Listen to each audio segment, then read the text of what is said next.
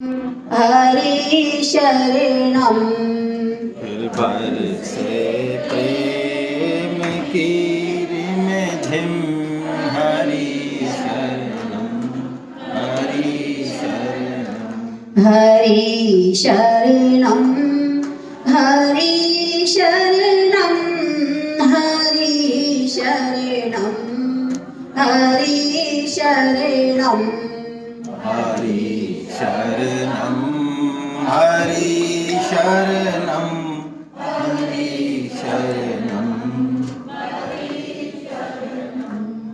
न दुनिया में कोई अपना, ये सब एक रात का सपना। ना दुनिया में कोई अपना, ये सब एक रात का सपना। सत्य है वह अमर प्रियतम, हरि शरणम हरि शरणम।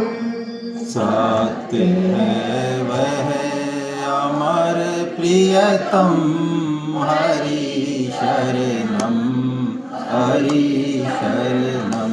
हरि शरणम हरि शरणम हरि शरणम हरि शरणम हरि शरणम हरि शरणम हरि शरणम। चाहे सुख की छटा छाए, चाहे दुख की घटा लाए। चाहे सुख की छटा छाए, चाहे दुख की घटाए। खुशी हो या हजारों गम, हरि शरणम हरि शरणम। खुशी हो या हजारों गम, हरि शरणम हरि शरणम। हरि शरणम हरि शरणम हरि शरणम हरि शरणम। हरि शरणम हरि शरणम हरि शरणम हरि शरणम। यही है बीनती अपनी, यही है चाहना अपनी। यही है बीनती अपनी, यही है चाहना अपनी। प्रभु का हो के निकले दम, हरि शरणम हरि शरणम। प्रभु का हो के निकले दम, हरि शरणम हरि शरणम। हरि का हो के निकले दम, हरि शरणम हरि शरणम। हरि का हो के निकले दम, हरि शरणम हरि शरणम। हरि शरणम हरि शरणम हरि शरणम हरि शरणम। हरि शरणम हरि शरणम हरि शरणम हरि। ना भूले हम प्रभु के हम, हरि शरणम हरि शरणम। ना भूले हम प्रभु के हम, हरि शरणं हरि शरणं हरि शरणं हरि शरणं हरि शरणं हरि शरणं हरि शरणं हरि शरणं हरि शरणं हरि शरणं हरि शरणं हरि शरणं हरि शरणं हरि शरणं हरि शरणं हरि शरणं हरि शरणं हरे कृष्णा हरे कृष्णा हे नाथ हे नाथ हे मेरे नाथ हे मेरे नाथ मैं आपकी शरण में हूँ मैं आपकी शरण में आप कृपा करें आप कृपा करें मैं आपको भूलूं नहीं मैं आपको भूली नहीं हरे कृष्ण वसुदेव सुतं देवं कंस चाणूरमर्दनं देवकी परमानन्दं कृष्णं वन्दे जगद्गुरु। आप सभी वैष्णव जनों के चरणों में मेरा दंडवत प्रणाम। भगवान श्री कृष्ण की अद्भुत कृपा और माँ गंगा मैया की अद्भुत कृपा कि हम ऋषिकेश जैसी तपोभूमि में एक बहुत ही पवित्रतम उद्देश्य को लेके आज हम बैठे हैं और ऐसा संयोग, ऐसा मौका, ऐसा भाव हमारे हृदय में भगवान ने दिया। इसके लिए उस परम पिता परमात्मा को बारंबार नमस्कार और उन सभी तपयपूत संतों को, भक्तों को, वैष्णवों को भी नमस्कार, जिनके कारण इस भूमि पर बैठना और सत्संग करना बहुत दुर्लभ है, बहुत दुर्लभ है। और जीवन के इस मोड़ में युवा वर्ग भी कुछ हैं यहाँ पे और जीवन के उत्तरार्ध के भी लोग यहाँ पे हैं। किसी भी समय भगवत वाणी को सुनने का संकल्प यदि हो जाए तो उसे भगवान की विशेष कृपा माननी चाहिए और ये संकल्प हम सबका सफल हो गया है। हरे कृष्णा साहब, मैं थोड़ा डिस्टर्ब कर रहा हूँ आपको जी। आपने सबके लिए तालियां बजवाई, पर मैं आपसे ये कहता हूँ कि हम सब लोगों का आप संतोष जी सर। और मिसेस अली गुप्ता जी ये इस गीता के कर्णधार हैं, इनके लिए जोरदार ताली बजाएं, जिनकी वजह से आज जितनी सेमिनार हो रही है, जो आप भगवत गीता का रसपान कर रहे हैं कम से कम 10-11 साल से, तो इनके तो सब हम जो है पूरे तो रेडी है पूरे, इनके लिए फिर दोबारा से एक बार ताली हो जाए।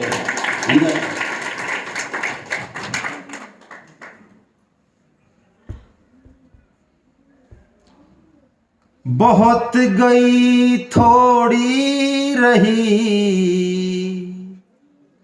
नारायण अब चेत, और काल चिड़ैया चुग रही निस दिन आयु खेत। धन यौवन यो जाएंगे जेहि विधि उड़त कपूर, अरे नारायण गोपाल भज क्यों चाटत जग धूर। ये मनुष्य जन्म बहुत बहुत दुर्लभ, और इस जन्म में आके भगवत गीता जैसी कृपामयी माँ का यदि हमें आश्रय मिल जाए और भगवान से मिलाने वाली गंगा मैया और तुलसी मैया की कृपा भी प्राप्त हो जाए तो ये बहुत ही दुर्लभ संयोग है, बहुत ही दुर्लभ संयोग है। देखिए, मनुष्य जन्म बहुत दुर्लभ है। हम सब ने शास्त्रों में पढ़ा हुआ है खूब, सत्संगों में सुना हुआ है, लेकिन क्यों दुर्लभ है, क्या इसके विशेष कारण है, जब तक हम ये नहीं जानेंगे तब तक हमें मनुष्य जन्म की कीमत पता नहीं चलेगी और उसका सदुपयोग कैसे किया जाए हम इस बारे में गंभीर नहीं होंगे। जैसे कि मैं छोटा सा एग्जाम्पल देता हूं, क्या सोने की चेन को ठीक से रखने के लिए आपको ट्रेनिंग की जरूरत है? हेलो, नहीं। मैं उदाहरण देता हूं क्योंकि उदाहरण मेरे साथ घटा है, इसलिए मेरे मुंह से यही निकलता है। किसी के हम घर पे जाएं और मेन गेट पे सोने की चेन पड़ी हो और वो भाई साहब फर्स्ट फ्लोर पे रहते हैं, नीचे किसी को दे रखा है और उनके घुटनों में दर्द रहता है, ज्यादा वो जल्दी से चढ़ना उतरना आसानी से नहीं कर सकते और वो खाना खा रहे हैं उस समय, तो हम जाके हम कहें उनसे कि भाई साहब वो गेट पे एक चैन थी सोने की है या पीतल की, हमें नहीं पता, ऐसे पड़ी हुई है तो शायद पीतल की भी हो सकती है, आपकी है क्या? तो वो खट देखते, अरे अरे गिर गई मेरी सोने की चैन। क्या लगता है आपको, तुरंत जाएंगे उठाने या कहेंगे भाई देखो अभी घुटने में दर्द है, फर्स्ट फ्लोर पे बैठे हुए हैं, शाम को घूमने हम जाएंगे ही, है ना, तब उठा लेंगे? ऐसा है। खाना खा रहे हैं अभी हम, भूखे हैं सुबह से, अच्छा तब भी जाएंगे?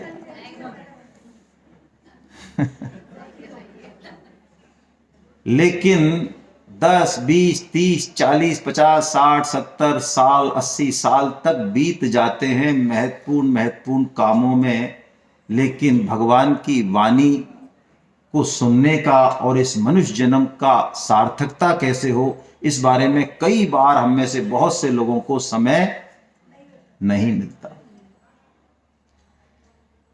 शंकराचार्य जी भगवान एक श्लोक बोलते हैं, आप देखिएगा आपकी स्क्रीन पे। राहुल सर पीछे से कुछ दिख रहा है या नहीं दिख पा रहा है? थोड़ा दिख रहा है। ये लाइट भी बंद कर सकते हो भैया, एक है ना, चाहो तो। चलिए देखिए, शंकराचार्य जी महाराज कह रहे हैं, दुर्लभम त्रयमेवैतत् देवानुग्रह हेतुकम। 3 संयोग बहुत दुर्लभ हैं और भगवत कृपा से ही घटते हैं। हमारी इच्छा तो जरूरी है, हमारा संकल्प तो आवश्यक है, लेकिन घटते भगवत कृपा से ही हैं। क्या, कौन से 3 संयोग हैं? मनुष्यत्वम, मुमुक्षुत्वम, महापुरुष संश्रयः। मनुष्यत्वम यानी मनुष्य योनि का मिलना। कुछ दुर्लभ बात है मनुष्य योनि में। जिनकी मुंडी हिल रही है उनसे पूछूंगा मैं, नए लोग बताएं प्लीज, पुराने नहीं बताएं। क्या कुछ है वास्तव में डिफरेंट? मनुष्य मतलब कुछ है क्या? औरों से कुछ बेहतर है क्या? है तो किस मायने? बिल्कुल। देखिए, मैं एक निवेदन करूंगा, यहां पे हम लोग 3 दिन में कोई प्रवचन नहीं है, ये 2 वे सिस्टम होगा। यानी आपके मन में कोई बात आए आप बिल्कुल पूछिए, कहीं कोई समस्या नहीं है, हाथों हाथ भी पूछ सकते हैं। वैसे आप हर सेशन के अंत में क्वेश्चन आंसर सेशन होगा, पहली बात। दूसरी बात, यहां जो कुछ भी कहा जाएगा वो मनमाने तरीके से नहीं कहा जाएगा। कोई भी वक्ता जो यहां बैठेगा वो अपनी बात कोई अपने ही बुद्धि से कहने के लिए ऑथराइज्ड नहीं है। आप देख ही रहे होंगे, परम श्रद्धेय स्वामी जी महाराज यहां विराजमान है। आप नए लोग काफी हैं, इसके बारे में बता देता हूं। परम श्रद्धेय स्वामी रामसुखदास जी महाराज, जिन्होंने पूरा जीवन गीता के लिए दिया। परम श्रद्धेय सेठ जी महाराज, जिन्होंने गीता प्रेस की स्थापना की। जयदयाल जी गोविंद का, जिनकी वजह से हम आज यहां बैठे हैं और भगवत गीता घर घर में है, सनातन धर्म कुछ बचा हुआ है, वो उन्हीं की कृपा से। और उस काम को गति देने का काम, संपादन का, जो कल्याण पत्रिका आती थी उसके संपादन, विभिन्न ग्रंथों का संयोजन, प्रूफ रीडिंग, उनका मिलान, ये सारा काम परम श्रद्धेय हनुमान प्रसाद जी पोद्दार साहब, जिनको कि भाई जी कहते हैं। तो सेठ जी, भाई जी और स्वामी जी, ये त्रिमूर्ति हैं। और इन त्रिमूर्ति का हम सब पर, हमारी पीढ़ियों पर इतना ऋण है, मैं कहता हूं कि हम कुछ भी कर जाएं तो भी इनके ऋण का 1000वां हिस्सा भी हम चुकाने की स्थिति में नहीं। तो ऐसे परम श्रद्धेय स्वामी जी महाराज, जिन्होंने जिंदगी में कभी फोटो तक नहीं एक फोटो भी उनका अवेलेबल नहीं है ना। अभी हम चलेंगे जहां पे स्वामी जी का अंतिम संस्कार हुआ, उस जगह भी हम चलेंगे, बटवृक्ष में कल चलें शायद, वहां भी हमें, वो जगह बहुत विलक्षण है, वहां बैठते ही आपको कुछ अलग महसूस होगा। तो वहां भी स्वामी जी का जब संस्कार हुआ तो संतों की इच्छा को भगवान पूरी करते हैं, उनके अनुसार चलते हैं। स्वामी जी ने कोई भी चीज अपनी पीछे छोड़ी नहीं, कोई माला, कोई गुप्ती, कोई जगह, कोई कुछ नहीं खड़ा हो, कुछ नहीं। यहां तक कि उनका भाव यह था कि जिस जगह अंतिम संस्कार हो वो जगह पे भी हम अपनी कूप मंडूकता नहीं दिखा दें, उस जगह कोई कुछ करने लग जाए, पूजने ना। तो हुआ भी यही कि जहां संस्कार हुआ थोड़ी देर बाद गंगा जी इतनी प्रबल धार से आई कि जैसे अपने लाडले पूत को जो है उन्होंने आगोश में लिया हो और सब कुछ जो है वो ले गई। उसके बाद जब उतरी एक दिन बाद तो ये पता नहीं चला कि हाँ ऐसे ही रहा, बस हाँ यहां किया था कि वहां किया था कि वहां किया था, बस ऐसे ही है, जिससे कि हमारा भाव उस जगह में नहीं होके। और स्वामी जी ने कहा यदि मेरी बात देखनी हो, मेरे को देखना हो, तो मेरा ये स्वरूप है साधक संजीवनी, जो गीता की सर्वश्रेष्ठ टीका है। हम सब इसी के आधार पे जो है 3 दिन इसी का आश्रय हम लेने वाले हैं, है ना। तो मनुष्यत्वम, तो मनुष्य योनि क्यों दुर्लभ है, कोई नए साधक बिल्कुल बताएं फ्रैंकली। Yes madam please. भक्ति, भोग और मुक्ति सभी संभव है, बहुत बढ़िया, बहुत अच्छा है। अच्छा, पशुओं से हम बेहतर हैं क्या, किस मायने में? देखो पशुओं को डायबिटीज होती है क्या, घुटने में दर्द, अच्छा मेंटल टेंशन, डिप्रेशन, जो गरुड़ को उड़ता देख ले चिड़िया इधर से मर जाए टेंशन में, हमारी तरह ही। हम तो क्या है कि परीक्षा में नंबर आए तो, ड्रेस अच्छी हो तो, साड़ी अच्छी हो तो मर जाए टेंशन में ही, डिप्रेशन में, ईर्ष्या में। तो आपने कभी देखा है चिड़िया को, मक्खी को, गरुड़ को देखते ही टेंशन में मरते हुए? कोई हार्ट अटैक, कोई बढ़िया हॉस्पिटल, तो बताओ, और सारी फैसिलिटी है उनको। तो पशु हमसे कई मायने में, यदि हम 4 मानकों के बारे में चर्चा करें, 4 मानक कौन कौन से, जिनको की करने में अधिकांश मनुष्य अपना अधिकतर समय बिता देते हैं, अधिकतर क्या, कई तो पूरा की पूरा जीवन बिता देते हैं। कौन कौन से?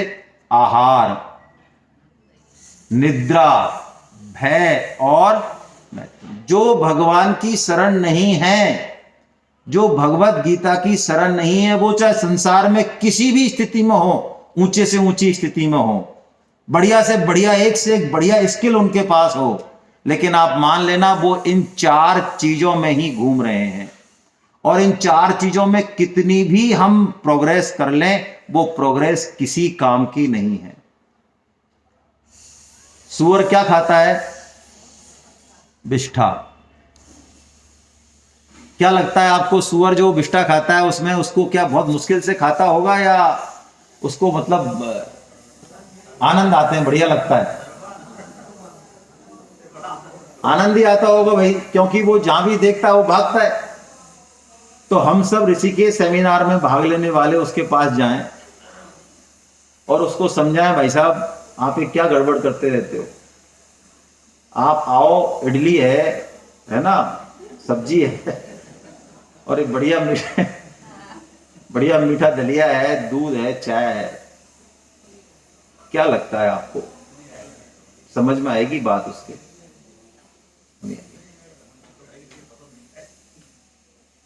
इसी तरह यदि शास्त्र कहें, संत कहें, हमसे कहें कि मनुष्य योनि में आके जो तुम सुख मान रहे हो, जिन भोगों में, जिस मान बढ़ाई में, जिन पदार्थों में, जिन ममता के धागों में, वो सुख नहीं है, वो विष्ठा भोगी सूअर के समान है। और तुम इससे भी अनंत गुना बहुत महान सुख के लिए बने हो, पूरी तरह एंटाइटल हो ही, इसीलिए आए हो वहां, वो तुम क्रैक कर सकते हो वो टारगेट।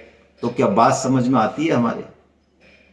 यदि आती है तो हम मनुष्य हैं, और नहीं आती है तो हमसे बेहतर पशु हैं। पशु का मतलब ही है जो पाश में है, जो बंधन में है, जो अपने विवेक का सदुपयोग नहीं करेगा, वो बंधन में है, वो पाश में है, वो पशु ही है। और बल्कि मनुष्य से तो बहुत बेहतर है। क्यों बेहतर है उसका लॉजिक भी बताएगी गीता, कोई ऐसे ही नहीं। कोई भी पशु अपने कर्मों को भोगकर अपग्रेड हो रहा है, उसका डिमोशन संभव नहीं। किसी भी पशु का, किसी भी योनि का डिमोशन संभव नहीं। पेड़ हो, वृक्ष, कोई भी हो, कोई भी स्पीसीज हो, उसका डिमोशन संभव नहीं। वो अपग्रेड हो रहा है, प्रमोशन हो रहा है उसका जन्म दर जन्म। लेकिन मनुष्य जन्म जो है ना, ये एक ऐसी उस्त्रे की धार, जैसे कहते हैं ना, उस्त्रा क्या करता है, या तो दाढ़ी बनाता है, और दाढ़ी बनाना नहीं आए तो कट करेगा, दो ही काम करेगा वो, बीच का रास्ता है ही नहीं। मनुष्य जन्म ऐसी ही उस्त्रे की धार है। यदि हम इसका सदुपयोग करना सीख गए तो वो कर सकते हैं जो करने आए हैं, जो किसी और योनि में संभव नहीं है। लेकिन यदि हम वो नहीं कर पाए और आहार, निद्रा, भय और मैथुन, इन चार में ही फंसे रहे, तो फिर कटना तय है। डिमोशन नहीं, महान पतन होना तय है। मनुष्य योनि में जो हम करते हैं उसी से ही डिसाइड होगा कि हम आगे कहां जाने वाले हैं। रौरव नरकों में जाने वाले हैं, पेड़ बनने वाले हैं, पशु बनने वाले हैं, देवता बनने वाले हैं, ब्रह्मा जी बनने वाले हैं, या इन सबसे परे उस परम पद को प्राप्त करने वाले हैं। इसलिए मनुष्य जन्म की दुर्लभता में दो कारण हैं सबसे इंपॉर्टेंट। एक तो विवेक का सदुपयोग, विवेक जैसा कि मैडम ने बताया, भोग, मुक्ति और सारी चीजें, और दूसरा मनुष्य जन्म में कर्म करने की स्वतंत्रता है। ये दो चीजें मनुष्य योनि को दुर्लभ बनाती हैं। यदि हम इन दोनों के बारे में ना तो जानते हैं, ना इनके बारे में समझना चाहते हैं, फिर काहे का दुर्लभ है मनुष्य? कोई दुर्लभ नहीं है। मैं बहुत स्पष्ट रूप से कहूं, सभी को प्रणाम, आहार, निद्रा, भय और मैथुन, इन चारों में हम पशुओं से बेहतर नहीं हैं। तो आप बताओ, मैथुन में, यौन क्रिया में क्या बेहतर है हम? ना, बहुत बंधन है, उल्टा पशु स्वतंत्र है। निद्रा में वो कहीं भी सो जाते हैं बड़े अच्छे से, हमको बहुत टेंशन होती है। अरे हम तो इतने परतंत्र हैं कि सेमिनार में हमें छोटी मोटी सुविधा भी नहीं मिले तो हमारा सारा सिस्टम हिल जाता है। हमें तो सेमिनार में आने के लिए एक गीजर भी लेट कर सकता है कि नहीं कर सकता? कर सकता है। इतने डिपेंडेंट वो नहीं है। और ये वैज्ञानिक प्रूव कर चुके हैं, शास्त्र तो पहले से ही कह चुका है कि हर पशु का जो आहार है, चाहे वो कितना ही गंदा हो, कितना ही श्रेष्ठ हो, उसमें जो आनंद का कंटेंट है, जो स्तर है, लेवल है आनंद का, और मनुष्य का बढ़िया से बढ़िया 56 भोग खाने का जो आनंद का स्तर है, वो दोनों बराबर है। ऐसे ही यौन क्रिया को लेके, ऐसे ही निद्रा को लेके है। बहुत डिटेल में रिसर्च हुई है इसकी, बहुत शॉर्ट में हम लोग लेने के लिए बाध्य हैं। आप कितनी भी बढ़िया गद्दे पे सोएं, 1 लाख रुपए का गद्दा खरीद ले आप, चलिए बहुत अच्छी बात है, बहुत अच्छे शरीर को आराम मिलेगा, सारा आपका स्लिप डिस्क वगैरह सब ओके रहेगा। सोने के बाद किसी को एनीबॉडी जो ये होश रख सके कि मैं 1 लाख के गद्दे पे सो रहा हूं, हेलो, कहा ना कहावतों में, नींद ना देखे टूटी खाट, भूख ना देखे बासी भात है। आनंद है कहां? आनंद वस्तु इन चीजों में नहीं है। तो पहली बात मनुष्यत्व, और दूसरी बात जो यहां घट चुकी है सबके लिए, इसलिए मैंने कहा आप सबको मेरा बंधन, और सब पे, हम सब पे बड़ी कृपा, मुमुक्षुत्व, यानी मुमुक्षा का जागृत होना। मुमुक्षा मतलब क्या? यानी बड़ी जिज्ञासा, एग्जैक्टली, बिल्कुल ठीक, मोक्ष की इच्छा कह दें। जो इस बारे में थोड़ा सोचने लगे सीरियसली कि ठीक है यार, परिवार का पालन तो पशु भी करता है, सारे जीव करते, कौन सा जीव नहीं करता? और बल्कि बायोलॉजी में तो आप पढ़ेंगे तो इतने अच्छे ढंग से करते हैं कि हम तो कुछ नहीं कर पाते। तो परिवार का पालन पोषण, धन कमाना, मान बढ़ाई, क्या यही एक टारगेट है जीवन का? नहीं, कुछ और है जीवन से प्राप्त करने लायक। जिस दिन ऐसा विवेक जगे व्यक्ति में, विवेक यही है, मैं कौन हूं, हु एम आई, आखिर मैं यहां क्यों आया हूं, मुझे इस संसार में क्यों भेजा गया है, इस जीवन का पर्पज क्या है, जो इस बारे में थोड़ा सीरियसली जिस दिन सोचे, मान लेना वही विवेकशील मनुष्य है, और उसी दिन उसका जन्मदिन है। इसको शास्त्रों में कहा, वेदांत सूत्र का पहला सूत्र है ये, अथातो ब्रह्म जिज्ञासा, अथ इतो, अब तो इतने जन्म हो गए हमारे, करोड़ों करोड़ों जन्म हो गए, सब कुछ भोग चुके हैं हम, शास्त्र की आधार पर मैं कह रहा हूं, सब कुछ, हम में से देवता भी रह चुके हैं, ब्रह्मा जी के पद को भी हो सकता है हम सुशोभित कर चुके हों, कोई डाउट मत करना इस पे आप, क्योंकि वो पोस्ट है, उस पे जीव ही जाता है। यानी इतने भोग भोगने के बाद भी आज भी हम भोगों की इच्छा से हम उबर नहीं पाए। तो अथ इतो, अब तो ब्रह्म की जिज्ञासा कर, ये वेदांत का पहला सूत्र। जिस दिन ये जिज्ञासा आती है ना आदमी के मन में, आप मान लें उस आदमी का जीवन अब यू टर्न लेगा, और शास्त्र गीता यही काम करती है।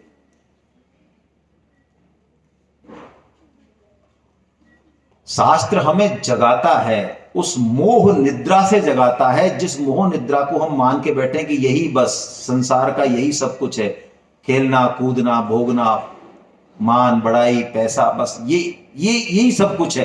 तो शास्त्र हमको जगाता है, गीता यही काम करती है, मुमुक्षा। और तीसरा काम जो कि ये भी घटित हो गया, स्वामी जी की कृपा से मान लें, सेठ जी की कृपा से मान लें, महापुरुष संचया। देखिए, अच्छा मत, अच्छी किताब, अच्छे गुरु यदि मिल जाए हमें, ये बहुत बड़ी कृपा है।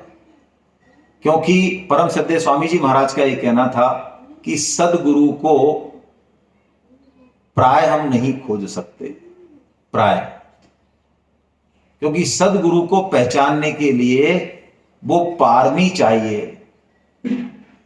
जैसे मैं आपको एक बहुत प्रैक्टिकल एग्जांपल दूं, मान लो कोई हार्ट के बहुत बड़े डॉक्टर है, वो ऑपरेशन करते हैं और उस समय कोई टेक्निकल चीज उसमें आ जाए कि ये नस इसको बंद करके और ऐसे हमको बाईपास करना था, ये बहुत रेयर है भाई, इसको ऑपरेशन करते समय इसको बंद करना और वहां से करना। तो जो उस लेवल पे होगा डॉक्टरी में, वो कह देगा अच्छा आपने किया ऐसा, कि हाँ मैं किया, मैंने, तो मैं कहूंगा अरे यार आपने बहुत जबरदस्त काम किया। और मैं यदि हार्ट के बारे में कुछ जानू ही ना, मुझसे कोई कहे हमने इस नस को बंद करके उसको चालू कर दिया दूसरे को, तो मेरे लिए कोई बड़ी बात है क्या? मैं तो कहूंगा हाँ ठीक है, तो क्या हो गया इसमें। तो ऐसे ही जो सदगुरु है ना, उनकी क्या डेप्थ है, क्या लेवल है, ये हमको तब पता चलेगा जब हम उनके स्तर पर आएंगे। इसलिए बात उल्टी है, शिष्य जो है वो सदगुरु की खोज नहीं करता, सदगुरु सद शिष्य की खोज करता है। इसलिए हम गीता की शरण हो, भगवान की कृपा को माने, तो हमें सदगुरु मिलने ही वाले हैं। तो ऐसा ये मनुष्य जन्म है, बहुत दुर्लभ। तो हमने समझ लिया कि मनुष्य में दो विशेषताएं हैं, है ना। विवेक है, विवेक के बहुत सीधे सीधे से मायने हैं, क्या सत है क्या असत है। असत का मतलब गीता में जो बदल जाए, जो लगातार परिवर्तनशील हो, ये शरीर परिवर्तनशील है इसलिए असत कहा जाएगा। इसका मतलब शरीर का एग्जिस्टेंस नहीं है। असत का मतलब नॉन एग्जिस्टेंट नहीं है। असत का मतलब है जो टिकने वाला नहीं है, जो बदलने वाला है, जो बदल ही रहा है, वो असत है। तो विवेकशील व्यक्ति ये देखता है कि वास्तव में सत चीज क्या है और असत चीज क्या है। अपने बारे में जिज्ञासा होना, ये है ना, और कर्म करने की स्वतंत्रता। शास्त्र प्रमाण हम देख चुके हैं, मैं इसको बहुत शॉर्ट में समझाता हूं। देखिए, भगवत गीता को शब्द प्रमाण कहा जाता है। शब्द प्रमाण के मायने क्या? 4 तरह के प्रमाण बताए गए। शब्द प्रमाण का मतलब है जो कुछ गीता में कहा गया है वो देश काल, कोई भी देश हो, कोई भी काल हो, वो सत्य ही है, वो अटल है, उसमें कोई शंका है नहीं। यदि शंका लगती है तो वो हमारी बुद्धि की समस्या है, वो हम सुलझा सकते हैं, पूछ सकते हैं, लेकिन गीता की बातों पर कभी भी हमको संदेह नहीं करना चाहिए, कभी नहीं करना चाहिए, बल्कि जैसे अर्जुन करते हैं ऐसे करना चाहिए संदेह। कैसे? अर्जुन आप देखिएगा कहीं भी प्रश्न करते हैं तो वो कहते हैं प्रभु बात तो आपकी ही ठीक है, लेकिन ये बात मेरी समझ में नहीं आ रही, ऐसा कहते हैं वो। हमारी तरह नहीं कहते कि नहीं बात तो तुम्हारी गलत है, हम नहीं मानते।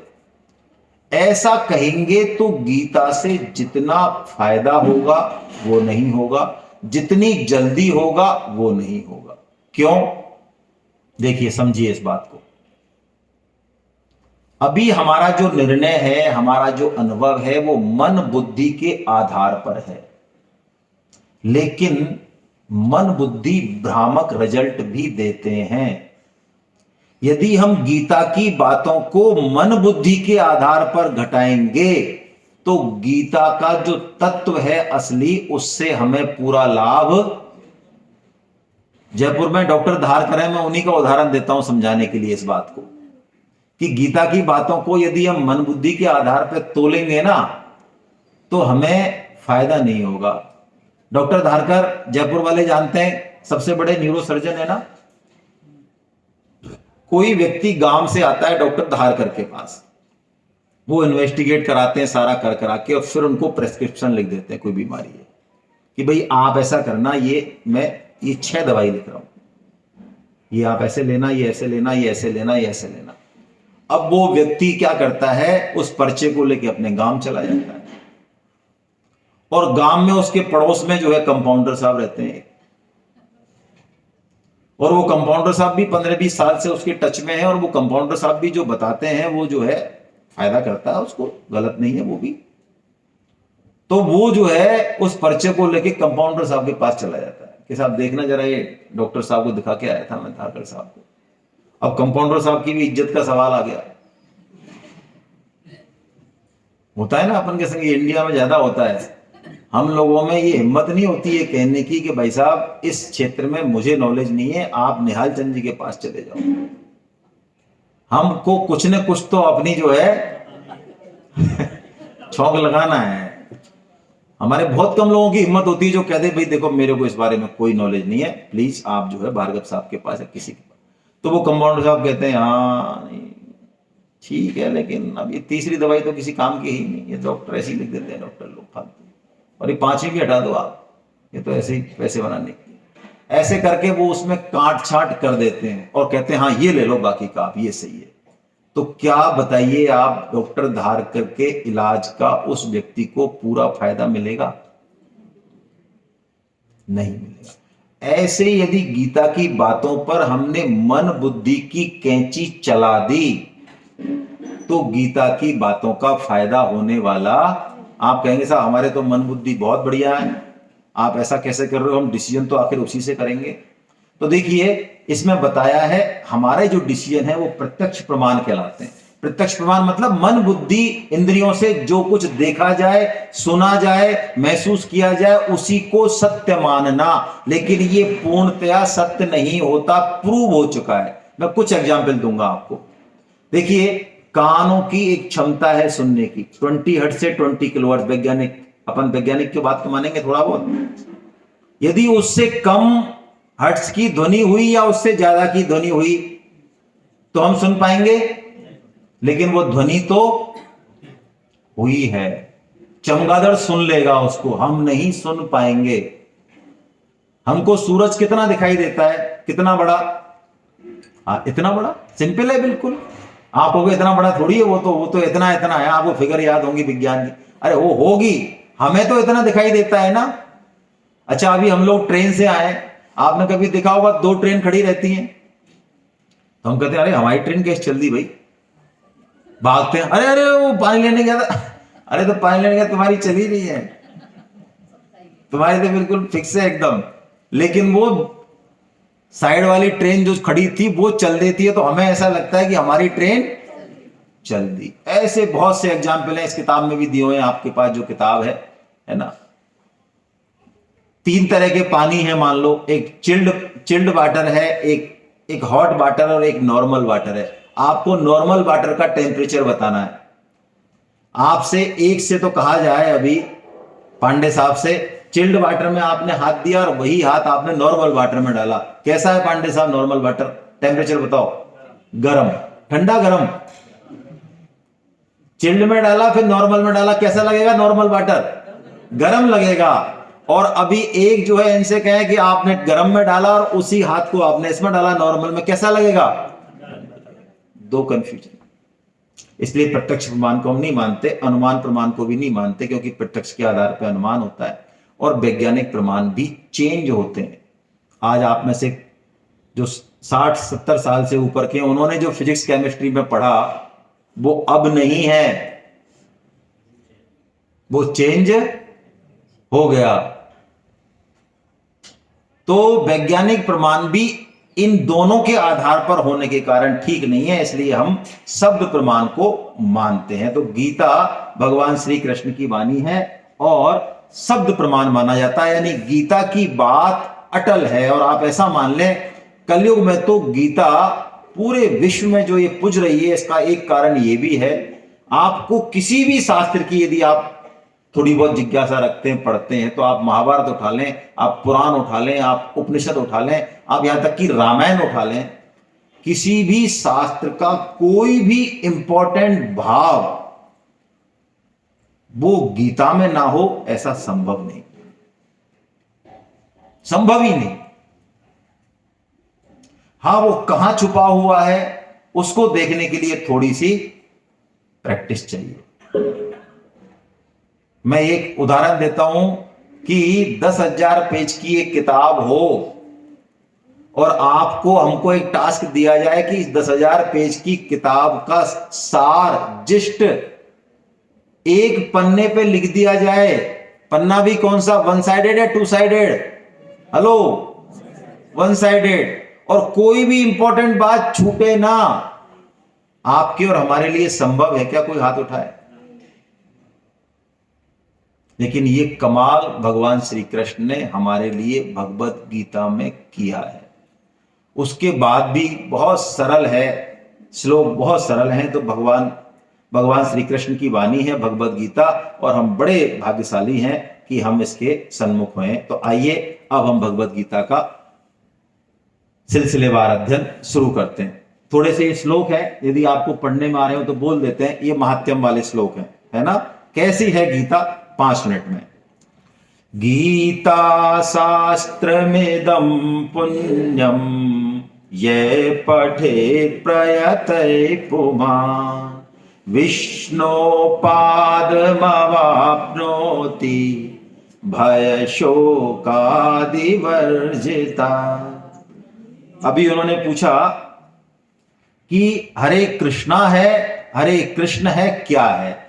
देखिए, व्यंजन और स्वर जो होते हैं, ये संस्कृत का मामला, हालांकि मैं संस्कृत बहुत पढ़ा लिखा नहीं हूं, मैंने पढ़ी भी नहीं, लेकिन थोड़ा बहुत जो गीता पढ़ते समय जाना, कोई भी व्यंजन बिना स्वर के नहीं बोला जा सकता। तो उसमें हम जब स्वर लगाते हैं तो उसका प्रोनाउंसिएशन ऐसा आता है, राम, मां बोल रहा हूं मैं, मां नहीं, राम, मां नहीं बोल रहा हूं। लेकिन यदि आप बिना उसके स्वर के बोलेंगे तो वो हो जाएगा, हलंत हो जाएगा, फिर राम राम, है ना। इसलिए उसको पूरा बोलने के लिए उसकी साउंड आ जैसी सुनाई देती है, वास्तव में वो आ नहीं है। जैसे हरे कृष्ण, हरे कृष्ण, आधा नन्ना नहीं बोलना, पूरा बोलना है। पूरा बोलने के लिए आपको स्वर पे जाना पड़ेगा, है ना। तो ये इस तरह से जब आप प्रैक्टिस करेंगे तो सामने वाले को ऐसा सुनाई देगा। हालांकि ना का साउंड अलग है और नौ का साउंड अलग है, दोनों में फर्क है, पहली बात। दूसरी बात, सर ने पूछा कि ये आप कौन से संप्रदाय का तिलक लगा रहे हैं। तो देखिए, यदि हम दीक्षित हैं, कोई भी यदि साधक दीक्षित हैं किसी भी संप्रदाय से, तो दीक्षा के समय ही आपको ये बता दिया जाता है कि आपको ये तिलक धारण करना है, और वो दीक्षित व्यक्ति हमेशा अपना तिलक धारण करता ही है। जो तिलक धारण नहीं करते हैं, जिन्होंने दीक्षा नहीं ली हुई है, उनको ये जो तिलक है, ये मध्व गौड़ीय संप्रदाय जो इस्कॉन वाले लगाते हैं, वो परंपरा बनी हुई है, लगाते हैं। बाकी इसमें ऐसा कुछ नहीं है। आप देखेंगे निम्बार संप्रदाय का है ना, रामानंद संप्रदाय का, उन सबके जो भी आपको पसंद हो वो तिलक आप लगा सकते हैं, जब तक कि दीक्षित नहीं है। चुनाव आपके पास है ना। दीक्षा होने के बाद अपने अपने संप्रदाय का तिलक हमको लगाना चाहिए। तो पहला जो श्लोक है वो कह रहा है कि ये गीता ऐसी है जो भगवान विष्णु को यानी भगवान को प्राप्त कराने वाली है और भय शोक आदि को दूर करने वाली है। दूसरा श्लोक, आइए इनको पढ़ते हैं। देखिए, पढ़ने में जो नए साधक है मैं बता देता हूं। जैसे कि नीचे हम पढ़ रहे हैं, विष्णु पादमवाप्नोति। अब ये ती छोटा है तो इसको लंबा नहीं खींचना है, ती ऐसे नहीं करना, बस ती पे हल्का सा टच करना और आगे निकलना है। यदि आपने 1 सेकंड भी ज्यादा दे दिया तो एक पूरे श्लोक के फ्रेमिंग को खराब कर देगा, है ना। विष्णु पादमवाप्नोति भय शोकादि वर्जिता, ऐसे थी। गीताध्ययनशीलस्य प्राणायाम परस्य च नैव सन्ति हि पापानि पूर्वजन्म कृतानि च। इसमें कहा गीता अध्ययनशीलस्य, गीता का अध्ययनशील। कैसा अध्ययनशील? जो भगवत गीता की बात को सुनकर और जानने की और पढ़ने की जिसकी इच्छा हो। जैसा कि मैंने कुछ साधकों से सुना, बड़ी प्रसन्नता हुई मुझे कि एक सेमिनार अटेंड की तो अब दूसरी करना चाह रहे हैं, दूसरी की तो तीसरी करना चाह रहे हैं, जो क्लास में है वो फिर दूसरी बार क्लास में एडमिशन लेते हैं अगले साल। अध्ययनशील का मतलब है कि गीता हमें अच्छी लगने लगे, हमारे मन में तन में रचने बसने लगे। तो भगवान कहते हैं ऐसे व्यक्ति के लिए, अरे इस जन्म के पाप तो छोड़ो, पुराने जन्म के पूर्व जन्म कृतानि च, सारे पापों का क्षय हो जाता है। ये तुलसी माला धारण करने का भी इतना प्रभाव है कि तुलसी माला यदि आपके तन में स्पर्श कर रही है तो किसी भी यमदूत की हिम्मत नहीं है कि वो आपको टच कर सके, इतना प्रभाव है। ऐसे ही भगवत गीता का, ये दोनों हमें भगवान से मिलाने वाली है। हाँ, एक सूचना और मैं देना चाह रहा था। पिछली बार तो हमने सेमिनार में सबको भगवत गीता जीवन संगीत की किताब दी थी, लेकिन इस बार जो है हमने उसको ऑन शुल्क रखा है ना। तो जो भी आप लेना चाहें वो ले सकते हैं भगवत गीता जीवन संगीत की, और पुराने साधक तो लेके आए होंगे, आप लाए भी उस किताब को, और जिनको चाहिए वो ले सकते हैं। चलिए, भगवत गीता क्या करती है? तीसरा श्लोक, मल निर्मोचनम पुंसाम जल स्नानम दिने दिने सकृद गीतांभसी स्नानम संसार मलनाशनम। देखिए, वेदव्यास जी महाराज कह रहे हैं कि हम जो शरीर को स्नान करते हैं, कराते हैं, वो तो शरीर को ही शुद्ध करता है, और शुद्ध करता है फिर अगले दिन फिर गंदे हो जाते हैं, फिर नहाना पड़ता है। लेकिन ये गीता रूपी जो स्नान है, सकृद गीता अंभसी, है ना, ये थोड़ा अलग तरीके से लिखा हुआ है। गीता रूपी जल से, गीता रूपी अमृत से यदि हम स्नान करते हैं तो ये हमारे अंतःकरण में जितना भी मल जमा हुआ है उस सबको ये हमेशा हमेशा के लिए साफ कर देता है। इसलिए वेदव्यास जी महाराज बोलते हैं, गीता सुगीता कर्तव्या किमन्ये शास्त्र विस्तरे या स्वयं पद्मनाभस्य मुक्पद्माद विनिसृता। किम अन्य है, ये थोड़ा इसमें गलत लिख रहा है। वो कहते हैं, बहुत प्यारा श्लोक है ये, बहुत फेमस भी है, कि गीता को हम सुगीता कर लें। गीता को सुगीता करने का क्या मतलब?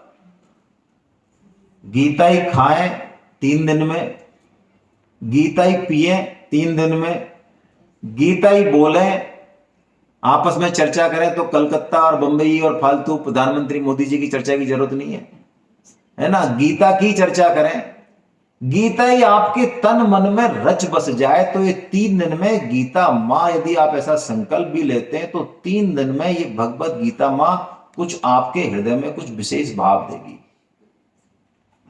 और मैं आपको एक बात बहुत स्पष्ट रूप से बता दूं, जो साधक आ रहे हैं बार बार,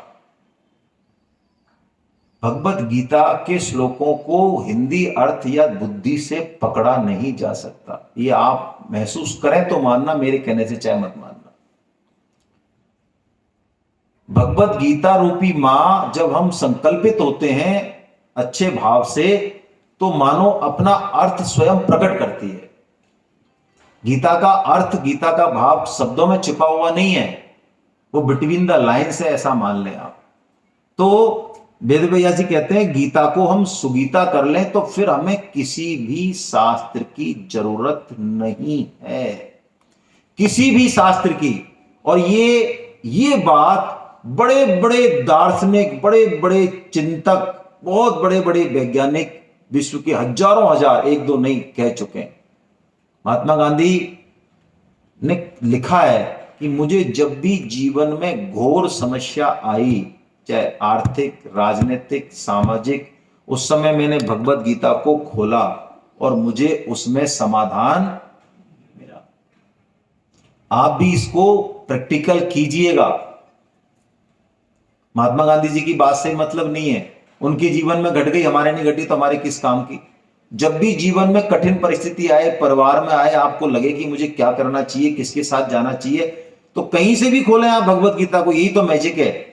और उसको पढ़ें, आप अच्छे से पढ़ें, उसके भावों में उतरें, हमको कहीं न कहीं कोई प्रकाश की किरण अवश्य मिल जाएगी। देखो, अर्जुन गीता का पात्र है, गीता को सुनने का पात्र है, जबकि अर्जुन के बड़े भाई तो धर्मराज युधिष्ठिर हैं।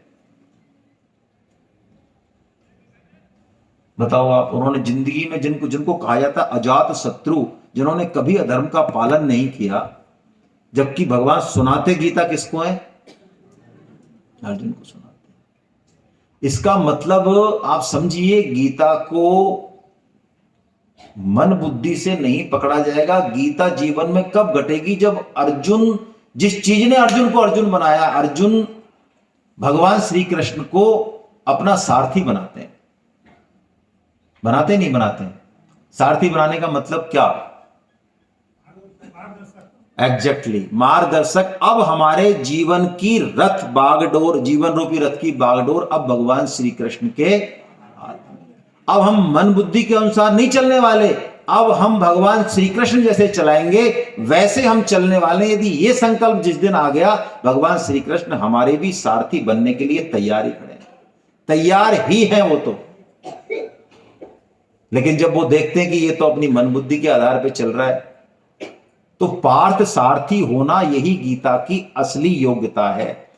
तो वेद व्यास जी कहते हैं तो भगवान के श्री मुख से निकली हुई है। वेद सनातन धर्म के आधार हैं, उनसे ऊपर कुछ नहीं। स्वामी जी कहते हैं वेद भी भगवान के श्वास हैं, लेकिन गीता भगवान की वाणी है ना। भारतामृत सर्वस्वम विष्णोर्वक्ताद्विनिसृतं गीता गंगोदकं पीत्वा पुनर्जन्म न विद्यते। कैसी बात है, कैसी बात है। देखिए आप, वेद व्यास जी महाराज का जगत में जो कुछ भी अभी हमारे पास उपलब्ध है आध्यात्मिक जगत में, उसके लिए कहा जाता है व्यास उच्छिष्टम जगत सर्वम। यानी जो कुछ भी है वो सब व्यास जी महाराज की कृपा से ही है, इसलिए वक्ता को व्यास कहा जाता है। तो व्यास जी महाराज कह रहे हैं भारतामृत मतलब जितना भी सनातन धर्म में साहित्य है, वो उसमें गीता मानो कोहिनूर हीरा है, ऐसा मान ले आप। और जो गीता रूपी अमृत का पान करने की ठान लेगा ना, गीता गंगोदकम पीत्वा, उसका पुनर्जन्म नहीं हुआ। कैसी बात। और सर्वोपनिषदो गावो दुग्धा गोपाल नंदन पार्थो वत्स सुधीर भोक्ता दुग्धम गीतामृतम। बहुत प्यारी बात। वेदव्यास जी महाराज कह रहे हैं कि उपनिषद जो है ना, उपनिषद हमारे सनातन धर्म आध्यात्मिक ज्ञान के शिखर हैं, यानी उनसे ऊंचा ज्ञान और दूसरा है नहीं। इसलिए उपनिषदों को वेदांत कहा। वेदांत का मतलब अंत, अंत का मतलब वो वाला अंत नहीं है। यहां अंत का मतलब है निचोड़, निष्कर्ष, है ना, यानी इससे परे कुछ है नहीं। मेरे ख्याल से वो कौन से थे, अरे मैंने किताब में तो लिखा है, शोपेनहावर थे क्या राहुल जी, जर्मन के शायद फिलोसोफर है शोपेनहावर। उनको 3 श्लोक मिले बस, ये उपनिषद के 3 श्लोक मात्र, है ना, अमृतोमा ज्योतिर्गमयो, ये वाले। इन 3 श्लोकों को जब उन्होंने पढ़ा और समझा तो वो इस गीता रूपी उपनिषद को लेके वो नाचने लग गए और उन्होंने कहा मेरे को दुनिया का लोहा मानती है मेरा, मैंने जितना भी लेखन अब तक किया है इन सबको ले जाओ, इसको बहा दो इनके सामने, 3 मंत्रों के आगे मेरा सारे जीवन के श्लोक बेकार है। यानी उपनिषद रूपी गाय हो और उसको दोहने वाले कौन हो? भगवान श्री कृष्ण। लेकिन देखिए असली बात बाकी है। जब भी हम गाय माता से दूध लेना चाहते हैं तो हम लोग बड़ी चालाकी करते हैं। क्या करते हैं हम लोग? बछड़े को लगा देते हैं। तो जैसे ही बछड़ा लगता है तो गौ माता का जो वात्सल्य है, उस वात्सल्य के कारण उसके थनों में दूध आ जाता है। कभी भी आप लगा दें, है ना, वो तैयार है। तो जैसे ही अर्जुन रूपी वत्स यानी बछड़ा, है ना, जैसे जब भी किसी साधक के हृदय में अर्जुन रूपी वत्स का भाव जगेगा, आप मान लें भगवान श्री कृष्ण उस समय ही आपके हृदय में भाव डालने के लिए तैयार है। हर जगह, हर समय। कहेंगे भगवान 13वें अध्याय में। तो कहते हैं व्यास जी कि ऐसा यदि कोई बख्श हो तो फिर ये गीता रूपी अमृत से जो है हम पुष्ट हो जाएंगे। इसलिए अंतिम बात, एकम शास्त्रम देवकी पुत्र गीतम, एको देवो देवकी पुत्र एव, एको मंत्रस्य तस्य नामानि यानि, कर्मापि एकम तस्य देवस्य सेवा। इसलिए हम एक ही शास्त्र, है ना, कौन सा? जो देवकी के पुत्र ने गाया है, यानी भगवत, इसकी शरण हो जाए, है ना। एक ही इष्ट है हमारा भगवान श्री कृष्ण, और एक ही जिंदगी में हम नियम धारण कर लें, कर्मापि एकम तस्य देवस्य सेवा, है ना। जो भगवान श्री कृष्ण कहें उनका आज्ञा पालन। हरे कृष्णा।